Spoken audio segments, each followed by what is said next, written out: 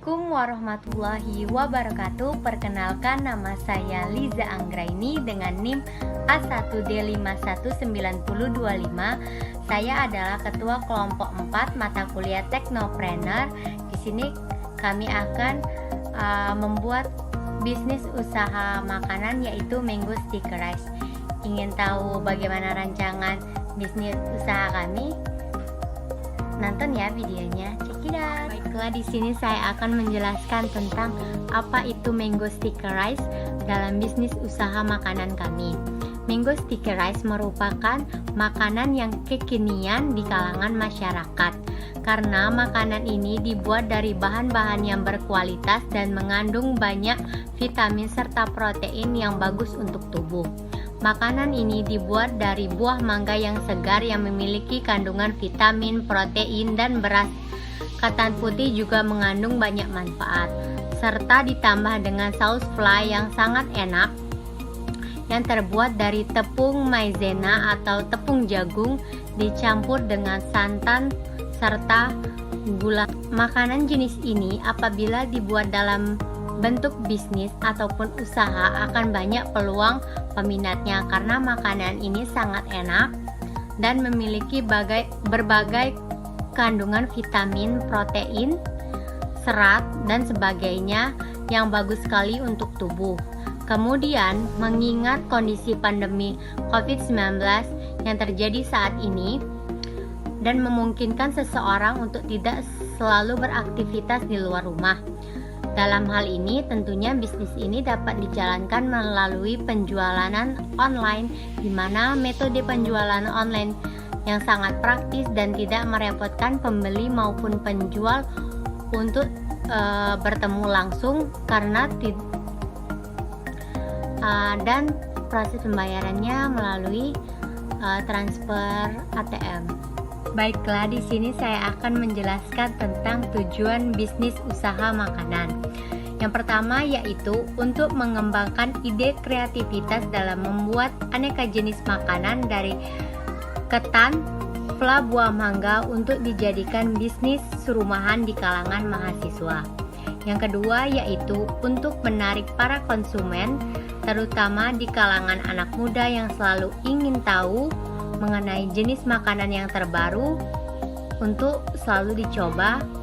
Yang ketiga yaitu untuk memproduksi makanan yang sehat bagi tubuh agar tetap aman ketika dikonsumsi di semua jenis kalangan usia. Yang keempat yaitu untuk memperoleh keuntungan dari setiap penjualan agar mencapai target penjualan yang diinginkan. Itu saja penjelasan saya, selanjutnya akan dijelaskan oleh teman saya. Assalamualaikum warahmatullahi wabarakatuh. Perkenalkan, nama saya Junita Intan Pradana. Di sini saya akan menjelaskan tentang bahan-bahan dan langkah-langkah yang dibutuhkan. Bahan-bahannya ada buah mangga segar, beras ketan putih, santan kelapa, tepung maizena atau tepung jagung, gula pasir, daun pandan, air secukupnya, garam, wijen atau keju sebagai topping. Langkah-langkahnya: masak beras ketan di rice cooker. Yang kedua, kupas kulit buah mangga lalu potong kecil-kecil buah tersebut. Kemudian ambil santan kelapa dan masaklah. Tambahkan juga tepung maizena, air, dan gula secukupnya menjadi satu.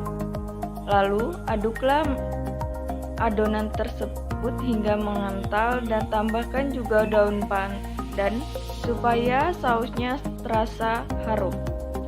Setelah adonan matang, masukkan fla ke dalam wadah atau mangkok dan tunggu hingga dingin. Cetak nasi ketan yang sudah dimasak tadi ke dalam mangkok kecil dan dituang ke dalam piring. Tambahkan fly yang sudah dimasak tadi dan campurkan dengan nasi ketan tadi. Masukkan potongan buah mangga ke dalam piring bersamaan dengan nasi ketan dan fly-nya tadi. Tambahkan wijen atau keju agar tampilannya lebih menarik. Mango sweet sticky rice siap dihidangkan. Terima kasih. Assalamualaikum warahmatullahi wabarakatuh. Saya akan menjelaskan materi tentang rancangan bisnis usaha makanan, di mana di dalam rancangan bisnis usaha makanan tersebut ada beberapa tahapan, yaitu tahapan pertama adalah persiapan, di mana di persiapan ini pun ada 5 langkah, yaitu yang pertama menuliskan ulasan bisnis dengan bahasa yang mudah dipahami, di mana hal mendasarnya itu adalah membuat ulasan produk dengan singkat, jelas, padat, dan mudah dipahami, sehingga ini akan memudahkan Anda dalam menjalankan strategi yang sudah dirancang. Yang kedua yaitu terorganisir, di mana buatlah poin-poin yang efektif ketika menyampaikan informasi kepada konsumen. Yang ketiga yaitu bersiap dengan risiko dan hambatan serta strategi menghadapinya, di mana di dalam rancangan bisnis usaha itu ada tahapan yang kedua yaitu pemasaran, di mana buatlah nama bisnis makanan semenarik mungkin. Lalu langkah yang kedua yaitu perkenalkan usaha olahan makanan kita kepada masyarakat. Langkah yang ketiga, berikan potongan harga untuk acara tertentu. Dan langkah keempat yaitu membangun jaringan dengan usaha lain yang dapat mendukung usaha makanan yang sedang kita bangun. Dan langkah yang terakhir di dalam pemasaran yaitu menciptakan inovasi dan meningkatkan kualitas pelayanan.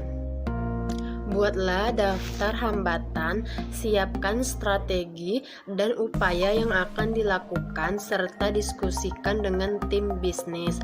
Yang keempat yaitu mempunyai dewan penasehat, di mana sebaiknya seorang pembisnis itu memiliki dewan penasehat atau konsultan bisnis yang paham dengan usaha yang sedang dibangun demi menghindari kebingungan saat menghadapi masalah. Lalu yang kelima yaitu selalu memikirkan rencana berikutnya, di mana sebuah bisnis yang maju biasanya selalu membuat rencana-rencana lanjutan demi perkembangan bisnisnya dan tidak hanya berhenti pada satu ide saja.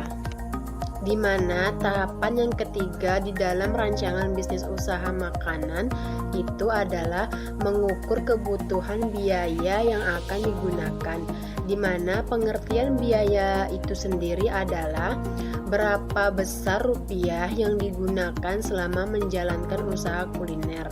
Lalu kita mencatat siklus pendapatan dan pengeluaran dalam periode yang teratur, bisa per hari ataupun per bulan, di mana kita perlu mengkaji berapa besaran biaya bisnis yang dijalankan, apakah besaran tersebut sudah wajar atau belum.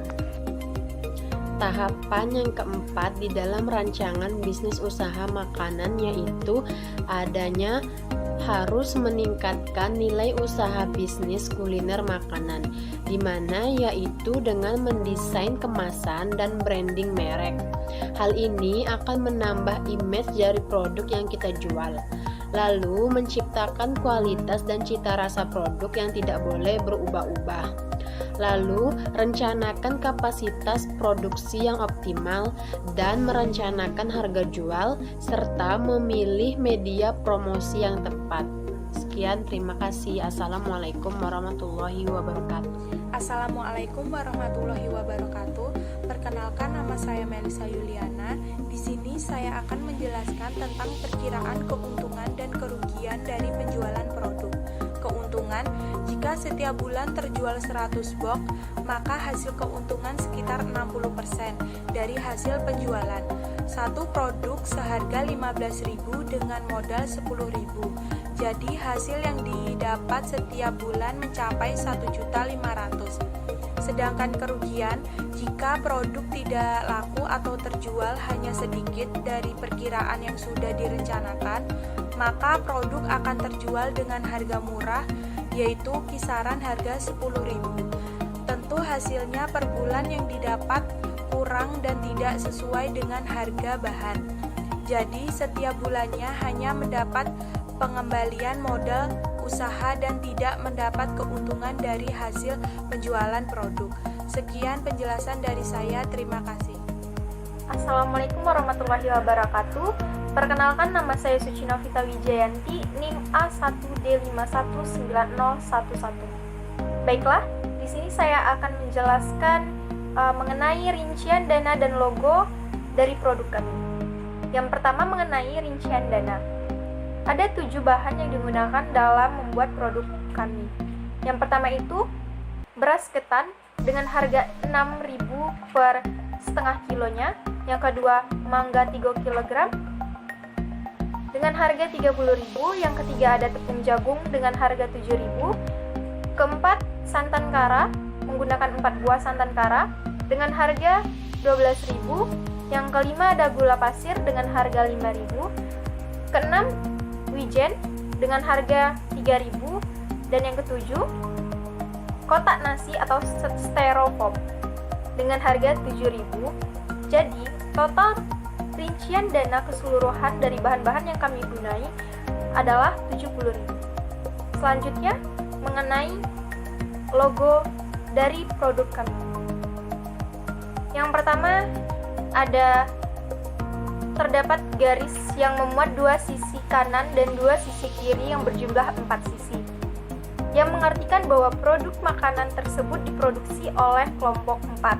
Yang kedua, adanya gambar cup makanan mango sticky rice, mengartikan jika produksi hasil makanan kami sesuai bentuknya yang ada pada logo di atas.